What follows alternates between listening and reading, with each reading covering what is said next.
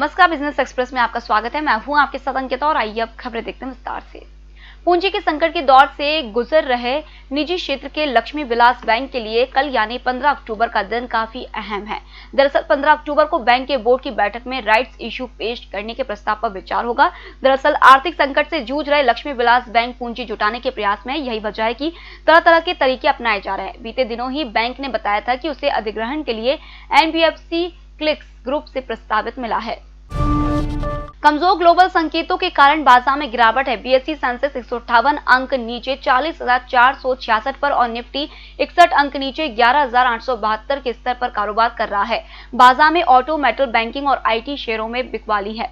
Nifty bank index 234 से ज्यादा अंकों की गिरावट के साथ कारोबार कर रहा है। कोल इंडिया और ONGC के शेयरों में 3-3% से ज्यादा की गिरावट है। इसके अलावा NTPC और BPCL के शेयरों में भी 2-2% की गिरावट है, जबकि हीरो मोटोकॉर्प और HCL टेक के शेयरों में 1-1% की तेजी है। सुबह BSE सेंसेक्स 2.32 अंक नीचे 40,623 पर और निफ्टी 17 अंक नीचे 11,917 के स्तर पर खुला। लंबे इंतजार के बाद आखिरकार एप्पल ने अपनी iPhone 12 सीरीज से पर्दा हटा दिया है। कंपनी ने मंगलवार देर रात को कैलिफोर्निया के क्यूपर्टिनो स्थित एप्पल हेडक्वार्टर में हुए हाई स्पीड इवेंट में iPhone 12, iPhone 12 mini, iPhone 12 pro और iPhone 12 प्रो मैक्स लॉन्च कर दिए। इवेंट में कंपनी ने स्मार्ट होम पॉड स्पीकर भी लॉन्च किया है। कंपनी का कहना है कि iPhone 12 मिनी दुनिया का सबसे पतला और हल्का 5G स्मार्टफोन भी है। एडवांस बुकिंग 23 अक्टूबर से iPhone 12 के साथ शुरू होगी। इवेंट की शुरुआत एप्पल के CEO टिम कुक ने की। अब EPFO से संबंधित सभी समस्याओं का हल आपको WhatsApp पर मिल जाएगा। रिटायरमेंट फंड निकाय EPFO ने अपने सब्सक्राइबर्स के लिए WhatsApp हेल्पलाइन सेवा लॉन्च की है। श्रम मंत्रालय ने एक बयान में कहा है कि यह सुविधा EPFO के शिकायतों के समाधान के लिए अन्य मंचों के अलावा है। इस समय WhatsApp सबसे ज्यादा लोगों द्वारा इस्तेमाल की जाने वाली ऐप है। WhatsApp से हर वर्ग और हर तरह के यूजर्स जुड़े हुए हैं। ऐसे में EPFO अपनी सभी स्टेक होल्डर्स के साथ डायरेक्ट जुड़ने के लिए इस सुविधा को शुरू की है। यह हेल्पलाइन नंबर EPFO के सभी 138 रीजनल ऑफिस में शुरू हो गई है। जियो प्लेटफॉर्म और रिलायंस रिटेल के लिए कई अरब डॉलर की डील साइन करने के बाद रिलायंस इंडस्ट्रीज की नजर अब स्मार्ट इलेक्ट्रिसिटी मीटर के बाजार पर है। कंपनी अब meter data communication card, telecom और क्लाउड होस्टिंग सेवाएं पावर होस्टिंग कंपनियों को देना चाहती है। कंपनी का advance metering infra business electricity smart metering program के समय आया है। यह इस सेक्टर का दुनिया का सबसे बड़ा प्रोग्राम है।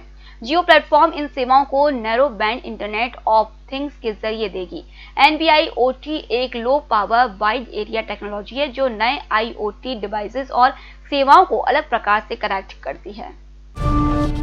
कोर इन्वेस्टमेंट कंपनियों और NBFC के लिए लागू RBI के संशोधित दिशा निर्देशों के तहत किर्लोस्कर इंडस्ट्रीज के डायरेक्टर्स बैंकिंग नियामक RBI की जांच के दायरे में आ गए हैं। यह जानकारी विश्वसनीय सूत्रों ने दी है। इससे आने वाले समय में इन डायरेक्टर्स की मुसीबतें बढ़ सकती हैं। अगस्त 2020 में भारतीय रिजर्व बैंक के नोटिफिकेशन के अनुसार सिर्फ डायरेक्टर्स की नियुक्ति के समय ही नहीं बल्कि निरंतर आधार पर निदेशकों की फिट एंड प्रॉपर स्थिति सुनिश्चित करने के लिए CIC को लागू किया जाना चाहिए। बैंक ऑफ बड़ौदा ने अपने कर्मचारियों के हित में बड़ा फैसला लिया है। बैंक ने अपने कुल टोटल वर्कफोर्स को 50-50 भाग में विभाजित करेगी, जहां 50% कर्मचारी अगले 5 सालों तक घर से काम करेंगे और बाकी कर्मचारी ब्रांच से काम करेंगे। बैंक ऑफ बड़ौदा के मुख्य कार्यकारी संजीव चड्डा ने मंगलवार को भारतीय बैंक संघ के HR सम्मेलन में कहा कि मुझे लगता है यह काफी संभव है कि अगले 4 से 5 सालों में बैंक अपने कर्मचारियों के हित में, उनके स्वास्थ्य से हित में काम करेगी, जहां केवल 50% कर्मचारी ब्रांच में फुल टाइम काम करेंगे, बाकी 50% घर से काम कर रहे होंगे।